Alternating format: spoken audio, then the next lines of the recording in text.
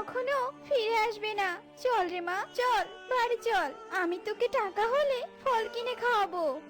এ কথা বলে টুনি যেই না তার মেয়ে টুকিকে নিয়ে বাড়ি যেতে ধরে তখন কালু বলে ওঠে, শোনো টুনি, আমি তোমাকে অনেকদিন থেকেই একটা কথা বলতে চাই।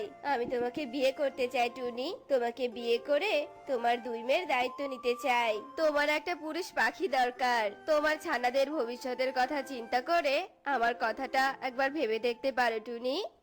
কিন্তু কালু দাদা, তুমি কি আমার ছানাদের নিজের ছানা ভাবতে পারবে?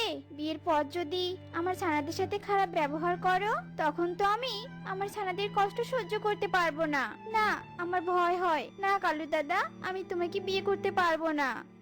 আমার কথা বিশ্বাস করো টুনি, আমি তোমাকে আর তোমার ছানাদেরকে অনেক ভালোবাসবো আর তোমাদের অনেক খেয়াল রাখবো। কালুর এমন কথা শুনে টুনি কালুকে বিয়ে করতে